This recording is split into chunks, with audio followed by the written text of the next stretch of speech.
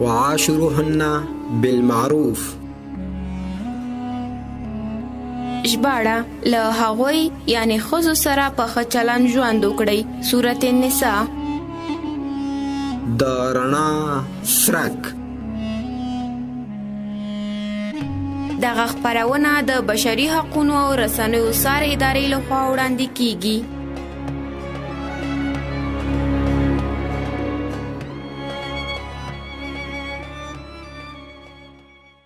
سلامونه. میراث د ښځو شرعي حق دی چې باید د پلار او خاوند د جایداد څخه د اسلام د سپېڅلي دین له مخې په ټاکل شوې اندازه ترېنه برخمنې شي. د قرآن عظیم الشان د احکامو مطابق او د اسلام د شریعت پر بنسټ په میراث کې د ښځو حق څرګند او معلوم دی. قدرمنو څارونکو، نننی بحث مو د میراث پر موضوع دی. ځانګړې برخه د میرمنو د میراث حق دی. دا چې زموږ ستاسو افغاني او اسلامي ټولنه ده، پر دې غږیږو چې په دغه ټولنه کې میرمنو ته څومره د میراث حق ورکړل شوی دی. خلک د دغه ټولنې موجوده قشر د میراث د حق په اړه څه نظرونه لري او اسلامي احکام په دې تړاو څه دي. ستړي مه شئ. زه ریحان ممتاز یم. تاسو د رڼا څرک خپرونه همداسې بل هیرو آنلاین ټي وي څخه اورئ. د همدغې موضوع د بحث لپاره په نننۍ خپرونه کې را سره میلمانه دي. په لغمان کې یو تن دیني عالم مولوي عبدالصبور او یو تن فعال ځوان عتیق الله قریشي. تاسو ته ښه راغلاست وایم. ستړي مه شئ. جناب مولوي صاحب محترم، پیل به له تاسو وکړو. زمونږ او ستاسو په ټولنه کې د پخوا راهیسې دغه د میراث په تړاو مختلف نظرونه تبادله کېږي. څوک یو څه وایي، څوک بل څه. راځئ له تاسو به یې واورو. میراث څه شی دی او اسلام د میرمنو د میراث د حق په اړه واضح دلایل څه وړاندې کوي؟ الحمد لله والصلاة على نبيه أما بعد فأعوذ بالله من الشيطان الرجيم. بسم الله الرحمن الرحيم. قال الله تبارك وتعالى يوصيكم الله في أولادكم للذكر مثل حظ الأنثيين. صدق الله العظيم. د هر سنه مخکې د دې برنامه ګډونوال او ترڅنګ اوریدونکو ټولو ته ښه راغلاست او سلامونه وړاندې کوم. تاسو دغه پوښتنه یقینا چې جالبه ده او پر ځای پوښتنه ده. اسلامي شریعت تاسو ته بهتره معلومه ده چې یو کامل دین ده او اسلامي شریعت یو هغه جامع اسلام ده چې د ضرورت په بنا باندې با نزول به کېده. ولی دغه میراث هم د جهالت د زمانه نه سرچینه راخلي. هغه وخت سره چې په خلکو کې د میراث حقوق خصوصا د ښځو پر رابطه باندې نشتون درلوده. یوازې دا نه چې میراث به ښځو ته نه ورکړل کېده، بلکې خپل دغه ښځه به هم یو میراث ګڼل کېدله. نو همغې دپاره اسلام داسې یو دین ده چې د ښځې د میراث د حقوقو ترڅنګ د ټولو حقوقو قائل ده. او اسلام یوازینی حق د میراث ده چې ډیر ارزښت یې ورته ورکړی ده او مکمل په دې باندې یو رکو بحث شوی ده. که چېرته هر اړخیزه وڅېړو نو یقینا چې په هر بحث کې ارزښت دې ته ورکړل شوی ده. بله، د میرمنو په تړاو لکه چې ښځو یا میرمنو ته باید نو موضوع همدغه ده چې کله دغه آیات را نازلېده نو دا د حضرت جابر نه په دې باندې روایت را نقل شوی ده چې دغه روایت د ترمذی شریف ده. حضرت جابر صاحب هم دې فرمایي چې موږ د نبی علیه الصلاۃ والسلام سره یو ځل بهر راووتو. نو یو ښځه د انصارو څخه راغله چې دوه اولادونه جنکۍ درلودلې او نبی علیه الصلاۃ والسلام ته خپل شکایت وړاندې کړ چې د الله رسوله دغه دوه لورګانې چې دي دا د ثابت بن قیس دي. دا هغه صحابي ده چې تاسو سره په جنگ احد کې شهید شو. ولې له هغه نه دوه لورګانې پاتې شوي دي، خو ولې کوم مال چې درلوده هغه ترې خپل تر واخیسته. نو تاسو ته معلومه ده چې دغه دوه لورګانې که چیرې دوی مال ونه لري شاید څوک یې په نکاح باندې هم وانخلي. نو هماغه و چې د میراثو دپاره کوم داسې خاص حکم موجود نه و.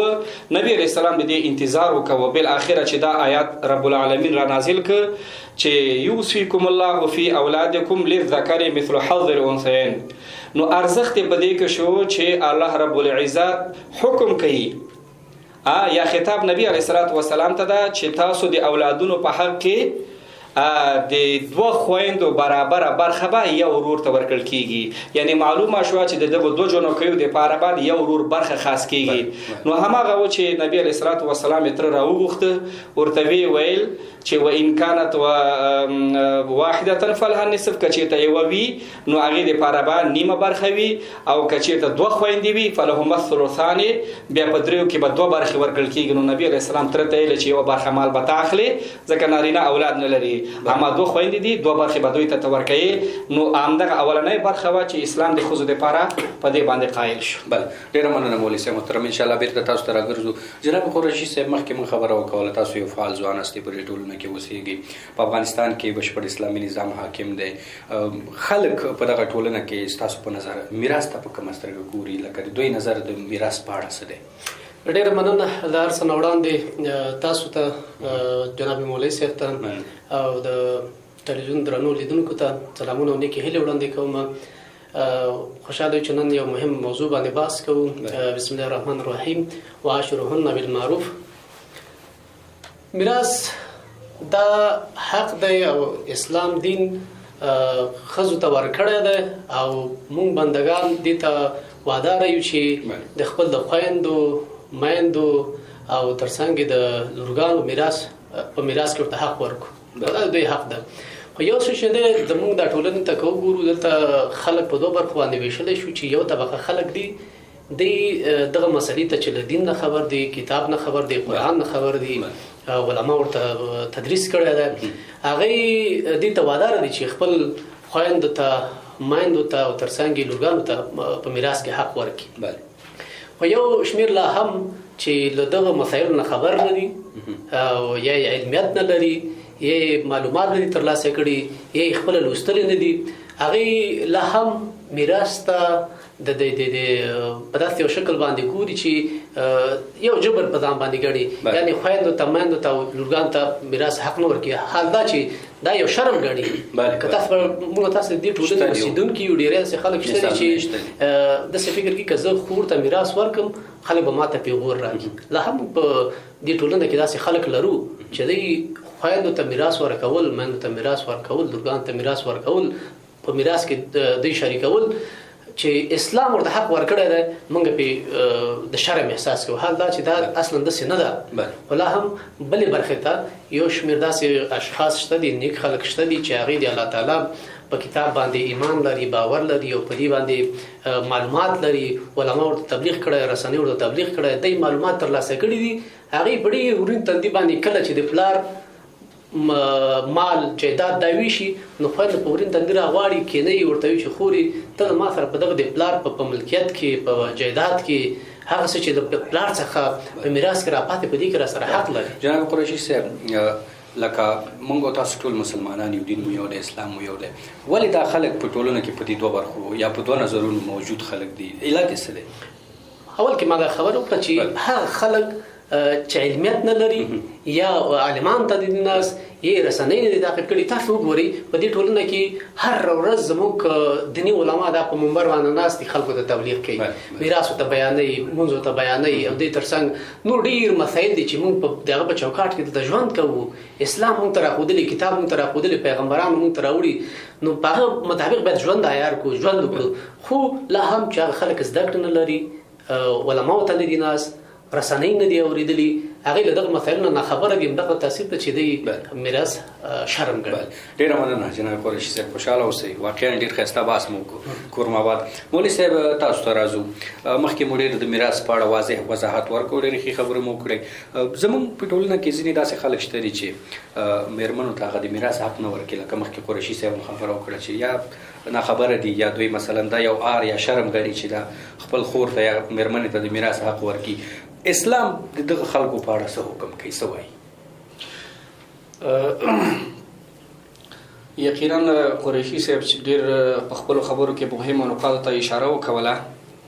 نو هغه خلک چې په ټولنه کې د خپلو خویندو دپاره د خپل د میراث د ورکولو هوډ نه لري یا دا ده چې رضایت نه لري، د هغوی واضحه نتیجه زمونږ د ټولنې هغه غیر قانوني، غیر شرعي عرف او عادات دي چې ډېر سابقا په موږ باندې تطبیق شوي دي.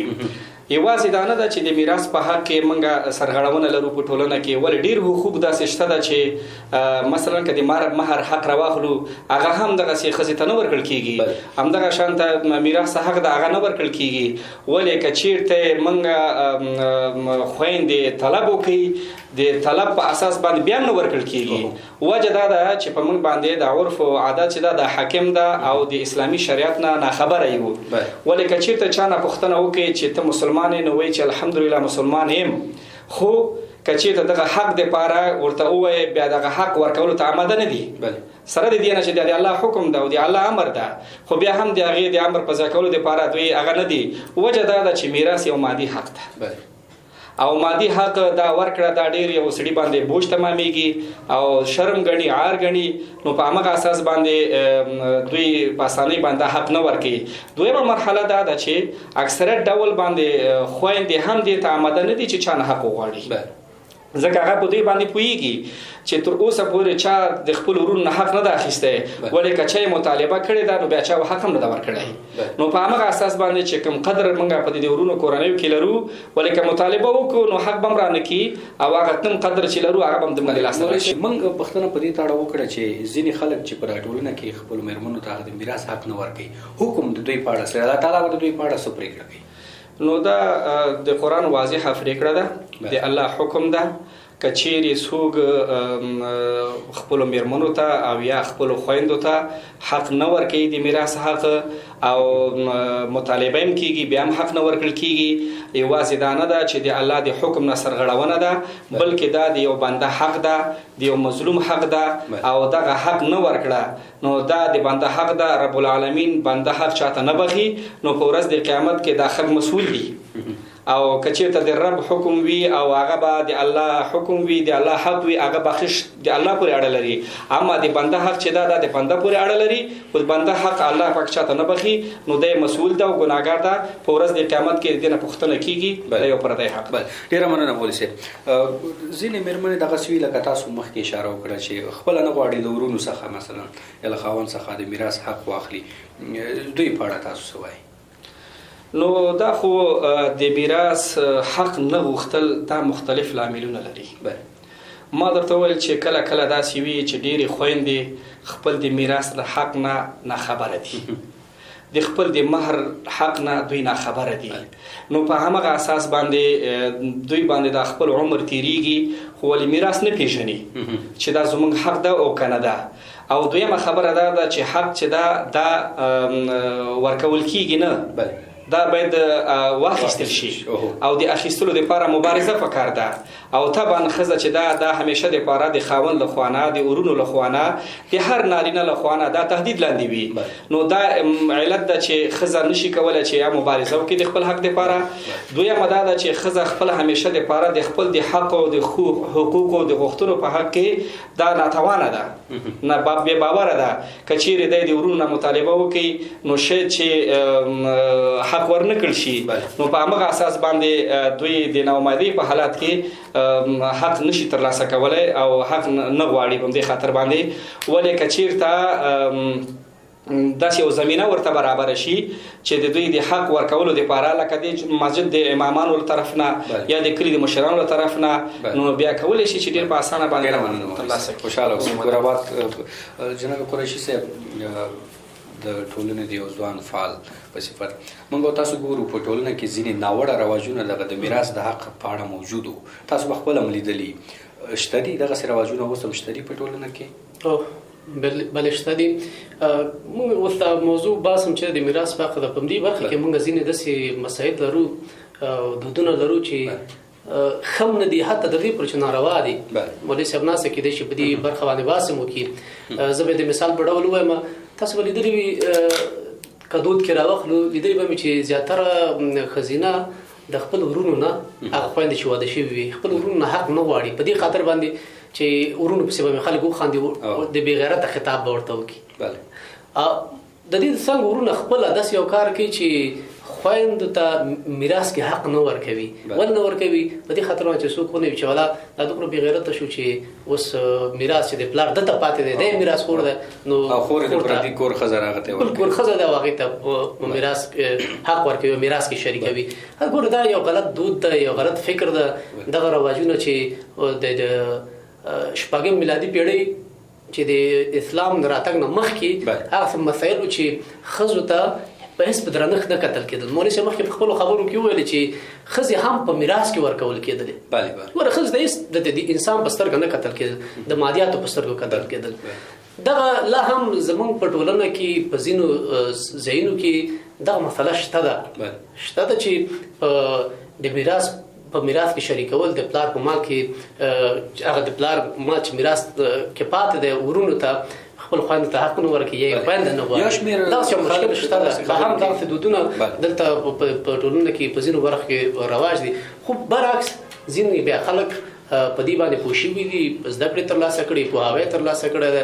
هغې په ډېرې ورونو تندي باندې کله چې د پلار میراث چې زمونو ته پاتې دی خویند راغواړي، خصوصا هغه خویند چې واده شوي دي راغواړي هغې ته وایي چې خویند خورې دغه ستا حق ده، د پلار جایداد کې ستا حق و راګوتي کولی شي چې پورې تندي وخوري. قریشي صاحب ځینې خلک په دې ټولنه کې دغسې خور ته وایي چې تا ته خو موږ د میراث حق نه درکو، که بیا ورکوي بیا ورته وایي چې ته به زما په درګاه باندې ټول عمر نه راځي، یا هغه کوم ماشومان چې د دې مېرمنې هغه ورناخلي خو د میراث حق ورکوي. داسې رواجونه شته دي او تاسو لیدلي که لیدلي مې راځي او مثال به هم درکړم. دا شته دي، دا موږ تاسو ګورئ د دې ټولنې خلک یو موږ ډېر ځای کې داسې لیدلي دي چې خور تللی ورور ته ویل چې دغه د پلار میراث چې کوم پاتې دی کې زه حق لرم، ځکه چې زه د پلار اولاد یم. هغه ورور سره دښمني شروع کړې ده، رفت عمد سره بس کړی ده، مړی ژوندی سره بس کړی دی، د دښمن په سترګه ورته ګوري، ورته ویل چې نن د ما نه د پلار په میراث کې د حق واخیسته، دې نه وروسته زما په کور باندې رانه شي، ځکه چې تا ما نه میراث واخیسته، زه دې خلکو ته بېغیرته کړلم، خلکو ته د کم راوستلم. ډېر بد فکر ده. حال دا چې دغه دپاره پکار ده چې مبارزه وشي، دغه مفکوره باید د خلکو د ذهن څخه ووځي. دا مسایل ډېر شته دي په دې ټولنه کې، خو برعکس تر څنګ یو طبقه خلک موږ لرو چې هغې په دغه باندې پوه شوي دي، خویند راغواړي حق ورته ورکوي، ښه ورسره پالنه هم کوي او حق ورته په میراث کې ورکوي. ډېره مننه، خوشحاله اوسئ قریشي صاحب. قربان جناب مولوي صاحب مخکې لږ څه وضاحت وشو، راځئ بیخي به ډېره وضاحت ورکړو ځینې مېرمنو ته د میراث د ویش هغه ویش څنګه ده، لکه مېرمنو ته باید د میراث ویش څه ډول ترسره شي، که په دغه لږ وضاحت ورکړي. د میراثو په رابطه باندې خصوصا د خویندو په حق باندې اسلام ډېر یو واضح ډول باندې تقسیمات او پریکړه کړې ده. مثلا دغه کوم آیات چې مخکې ما ولوسته راځم دې ته چې په دې باندې بحث وکړم، له هغې نه یو مخکې یو نقطه بله هم واضحه کوم. لکه څنګه چې قریشي صاحب وویل چې زموږ په دې ټولنه کې دوه قسمه خلک دي، چې یو تعلیم یافته دي او غیر تعلیم یافته خلک دي. اما غیر تعلیم یافته خلک چې دغه خور ته میراث حق نه ورکوي، د هغې یوازینی علت دی دغه د ټولنې رسم و رواج او شرم و عار ګڼي چې چا هم تر اوسه پورې خور ته حق نه ده ورکړی، تی ما نه ولې غواړې. د هغوی دپاره خپل استدلال داسې وي، ولې هغه تعلیم یافته خلک چې اوس عملا په رسمي چوکاټ کې موږ ورسره مخ یو، هغه تعلیم یافته خلک د خویندو د محرومولو دپاره اوس یو رسمي سندونه جوړوي، رسمي د پلار د مرګ نه وروسته یو وصیتنامه جوړوي او یا تر څنګ داسې یو لیکلی سند جوړوي زرخرید، او یا داسې یو بل سند جوړوي چې دغه ځمکه پلار په خپل ژوند کې د دغو شاهدانو په حضور کې موږ ته سند راکړی د عام او تامې د خپلو نارینه اولادونو ته هبه کړی ده. په دې شکل باندې تعلیم یافته، یعنې په هر حالات کې که چېرته راواخلو خویندو د حق دپاره د خنډ او ځنډ مخنیوي لارې شارې ډېرې شته دي، خو ولې یوازینی د خلاصون دپاره لاره چې ده هغه د الله کلام ده. البته په قرآن کې واضحه فیصله د دې ذکر شوې ده چې یوصیکم الله فی اولادکم للذکر. البته یو ځای کې ذکر داسې راغلی ده چې ستاسو د اولادونو په منځ کې د میراث د تقسیم په اساس باندې د هر یو نارینه ورور د دوه خورګانو برخه ده، د دوه خورګانو برابره برخه ده. نو معلومه شوه چې دوه خویندې برابره برخه د یو ورور په هغه حصه باندې برابره شوه. ولې دلته دا میراث داسې یو علم ده چې دا مختلف مسایل لري. ډیر یو فیصده علم ده، ځکه دې ته تعلم الفرائض فإنه نصف العلم. نیم علم دې ته په دې خاطر باندې ویل شوی ده چې دا میراث په خپل ځان کې ډیر مختلف مسایل لري. مثلا چې د دوه خویندو یو برخه د یو ورور برخه شوه، ولې که چیرې دلته یو څوک وفات کیږي یو لور لري نور نارینه اولاد نه لري، هغې دپاره رب العالمین و ان کانت واحده فلها النصف. نو یو لور دپاره بیا نیمه برخه ده، نیم مال ده. مثلا 1,00,000 روپۍ دي له پلار نه پاتې شوې، یو 50,000 روپۍ د لور شوې، 50,000 روپۍ د نورو ورثه شوې، مثلا تر شو. ولې که چېرته یو سړی 2 لورګانې ولري، نارینه اولادونه لري، فلهما الثلثان. قرآن بیا د هغې دپاره بیا 3مه برخه، یعنې په 3 برخو کې 2 برخې ورته ټاکلي چې یو برخه به یو خور وړي، یو برخه بله او یو 3مه برخه به چې دغه به تره وړي په دې شکل باندې. اما مور چې دا که چېرته اولاد ولري 8مه برخه وړي، ولې که چېرته اولاد ونه لري بیا 6مه برخه وړي. په دې شکل باندې قرآن او اسلام د میراث په حق باندې خصوصا د ښځو په رابطه باندې هیڅ داسې یوه مسله نه ده پرېښې چې هغه ګونګه پاتې وي. دا چې اوس په مجموعي توګه باندې میراث نه موږ خویندې محرومې کړي دي، دا زموږ ګناه ده. اما د اسلام په دې کې کوم نیمګړتیاوې نشته ده، بلکې اسلام هر مسله جدا جدا واضحه کړې ده، د هر چا سهمونه معلوم کړي. حتی که چیرې یو د ښځې په میراث کې خاوند حق لري، څنګه چې ښځه د خاوند په میراث کې حق لري، خاوند هم د ښځې په میراث کې حق لري. تر دې حده پورې حتی که یو څوک اولاد ونه لري، بیخي هېڅ اولاد ونه لري، هغې ته کلاله وایي کنه چې هېڅ اولاد ونه لري، د هغې مال چې نه ورور لري، نه پلار لري، نه اولاد لري، د هغې مسله هم په میراثو کې واضحه شوې ده. نو د هر چا سهمونه په دې قرآن کې معلوم دي. نو داسې یو مسله به انشاءالله نه وي. ډېره مننه مولوي صاحب. جناب قراشي صاحب، بحث وشو د ښځو میراث یو قرآني حکم دی، باید ورکړل شي ښځو ته. خو مخکې تاسو خپله هم خبره وکوله چې ځینې ناوړه رواجونه موجود دي، څنګه ختمېدی شي دغه رواجونه؟ د دې لپاره باید څه وشي؟ ډېر مننه. بالکل د دې لپاره چې خلک ښه پوهاوی ترلاسه کړي او هر څوک دې ته وادار شي چې خپلو ښځینهو ته، ښځې ته، لور ته، مور ته حق ورکړي، د پلار په میراث کې ورته حق ورکړي خویندو ته. نو د دې لپاره تر ټولو نه اول او مهمه ځای چې ده هغه منبرونه دي، علما کرام دي. دوی باید څومره ډېر چې کېدلی شي د ټولنې خلک په دې باندې پوه کړي چې د پلار په میراث کې، جایداد کې، مالکیت چې هر څه لري، دې کې تاسو سره خویندې پوره حق لري. د دې ورخواته زمونږ په کورو کلي کې قومي مشران دي، ملکان دي چې هغوی په دې برخه کې کار کوي، خبرې خاورېدل کېږي. په کار ده چې هغوی ته هغوی په دغه مسایلو کې د کورو کلي خلکو ته چې دغه مسایلو نه خبره دي، د علماو په مشوره باندې دوی ته مشورې ورکړي، ورته ووایي چې په میراث کې ستاسو سره خویندې پوره حق لري. بلې او د دې ورخواته چې تر ټولو ډېر مؤثره دي هغه رسنۍ دي. رسنۍ په واسطه باندې موږ کولی شو چې دغه څه پوهاوی چې ده چې اوس وخت کې زیات خلک رادیوګانې اوري، تلویزیونونه اوري، سوشل میډیا ته لاسرسی لري، دې ته باید برنامې جوړ شي. ولې دغه میراث عامه پوهاوی د دومره کلونو کې نه دی شوی دی، له دې نه وړاندې هم شوی دی. مونږ خبرې چې شوی دی، ډېرو خلکو د دې له طریقه معلومات ترلاسه کړي دي. هغه علما چې په دغسې مجالسو کې مېلمه شوي دي، هغوی دغه بیانات کړي دي، مسایل ښه واضحه بیان کړي دي. کوم خلکو چې سوشل میډیا ته لاسرسی درلوده، ټلویزیون ته لاسرسی درلوده، همدارنګه راډیوګانو ته لاسرسی درلوده، اوري او کور کې لري، امکانات لري، هغوی دغه مسایل یاد کړي دي او د دغو مسایلو پر اساس باندې ډېر په ورین تندي باندې خپل خویندو ته حق ورکوي، راغواړي حق ورکوي.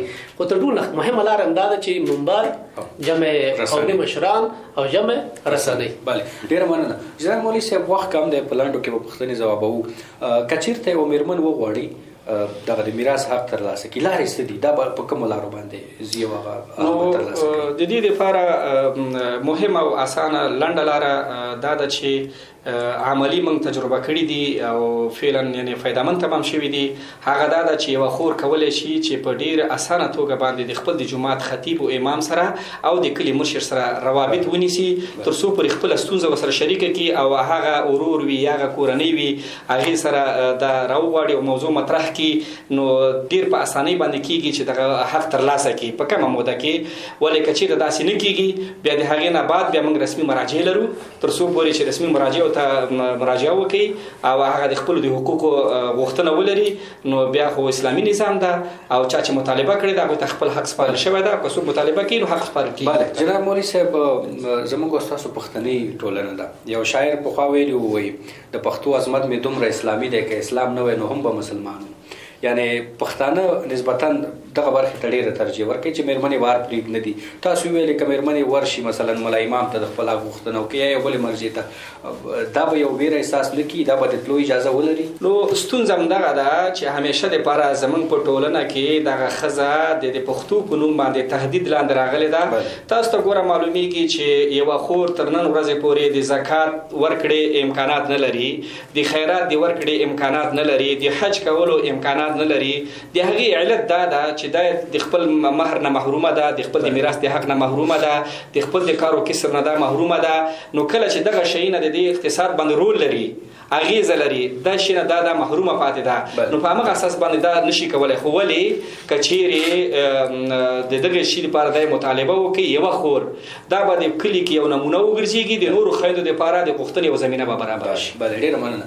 قریشي صاحب محترم له تاسو به واورو که همدغسې یو مېرمنه په ټولنه کې مثلا جرأت د دې وکړي چې دا د میراث حق له خپلو ورونو یا مثلا نورو اشخاصو څخه وغواړي دا به کوم عکس العملونو سره مخامخ شي؟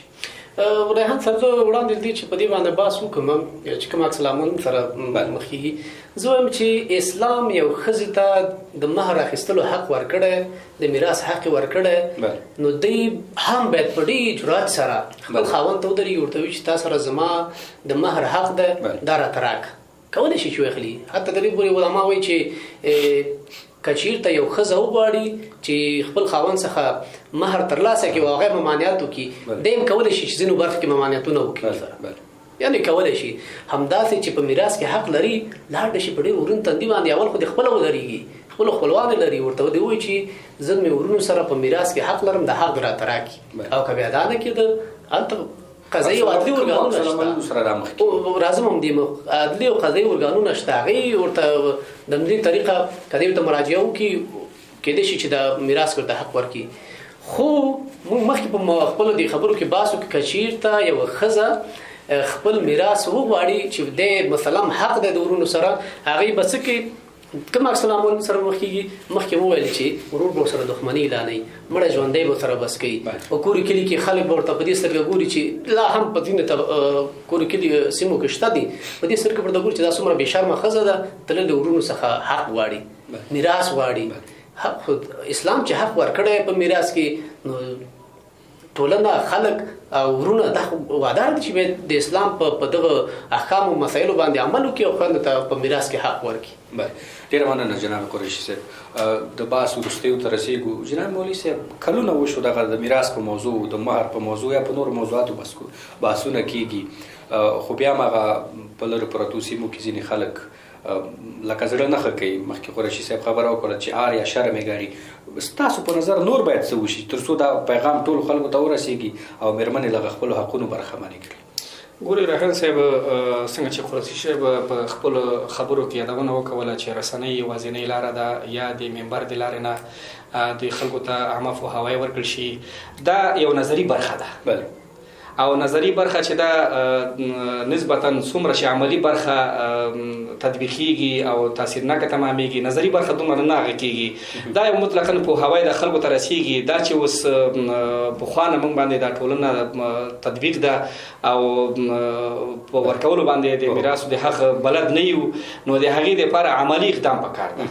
ولې که چېرته عملي اقدام کېږي دې دپاره بیا نورې خویندې همداسې هڅېږي چې دی خپل حق واخیسته، په کومه طریقه یې واخیسته، نو باید همغه طریقه دا نور خویندې هم تعقیب کړي، نو کولی شي چې خپل مقصد او مرام ته ورسیږي او خپل حق ترلاسه کړي. ځینو سیمو کې خصوصا دغه ولور په موضوع کې قومي مشران راټول شوي یو ټاکلی حد یې ټاکلی، دغسې غونډې یا مثلا دغسې قومي شوراګانې به څومره ګټورې د همدې موضوع په اړه؟ نو که دغه موضوعاتو کې علما دخیل وي، هغه شرعي برخه دوی وڅېړي چې تاسو خو معلومه ده چې قومي مشران اکثره داسې یو پریکړه کوي چې عملاً ما خپل لیدلې دي چې مثلا د یو خور الته یو جریب حق کیږي ورته وی چې خور تاسو به تر معلومه ده د حالات داسې دي نو موږ درته مثلا نیم جریب برخه بیلو په دې باندې قناعت وکوه کنه نو هغه خور د ډیره ناخوالو او د ډیره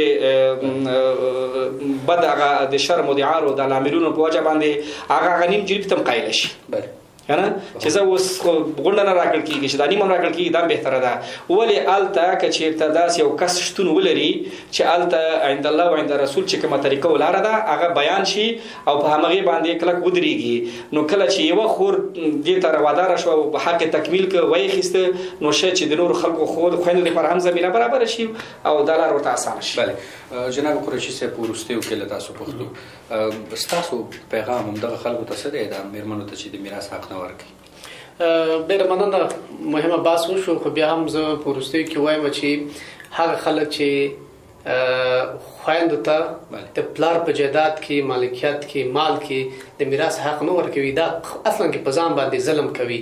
مولوي صاحب مخکې خپل خبرو کې یادونه وکړه چې الله تعالی د خپل حق بنده ته بخي خو د بنده حق بنده ته نه بخي نو په کار دا ده چې ورونه په ډېر اخلاص سره خويندې راوغواړي او هغه مال چې د پلار نور ته پاتې هغه جایداد چې د پلار نور ته پاتې ده هغه په ورین تندي باندې ورکړي او د خپل په دغه میراث کې سره شامل دي. هم دا تاسو پیغام تاسو له مولوي صاحب نو روحان صاحب پیغام کوم دا پیغام دا چې قریشي صاحب وړاندې ک خو ولی مهمه خبر هم دا ده چې دا دنیا فانی ده چاته بقا نه کوي څنګه چې په مقدس مکه باندې پلرونه شتون لري نو دوی به هم څو وخت بعد شتون نه لري نو بهتره ده چې د آخرت بار به سړی په دنیا کې سپکی نه چې د دنیا بارونه بار کی او آخرت درون کی نو دا به د مسلمان لپاره او خصوصا دغه سورونو لپاره چې د میراث د حقوقو مخنیوي کوي باید دوی دا مخنیوي ونه کوي ایوازې دا نه چې د الله حکم ناراضي راځي او نافرمانی راځي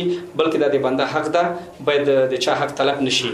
نو مهمه خبره ده چې څوک الله او عند الله او عند الناس ته غاړه خلاصي نو په کار ده چې حق حقدار ته وسپارل شي. ډیره مننه مولوي صاحب محترم او جناب قریشي صاحب له تاسو چې باست حاضر شکر مودان او تاسو نه مننه چې موږ تم زمينه مساعده کړله بس خیر او برکت وسیږي د همکارانو نه مننه چې بس هر څه زموږ په اختیار کې راکړي کور آباد ژوند اوسئ. قدرمنو دوستانو تاسو هم ډیره مننه خوشاله اوسئ چې پوره نیم ساعت په خبرونه کې را سره ملمانه وي زموږ د نننۍ خبرونې موضوع د میرمنو د میراث حق چې په دې موضوع موږ سره یو تن دیني عالم مولوي عبدالصبور نیازی او یو تن فعال ځوان د ټولنې عتیق الله قریشي ملمانه باس مو او تاسو مور د کور مودان آباد اوسئ. د رڼا سرک خبرونه چې د هیرو آنلاین ټي وي څخه نشریږي په دغه خبرونه کې موږ تاسو ته د میرمنو د حقونو په اړه مختلف خبرونه وړاندې کوو را سره پات شي په نور خبرونو کې نور موضوعات لرو هغه به درته هم وړاندې کوو. فعلا د خدای په امان.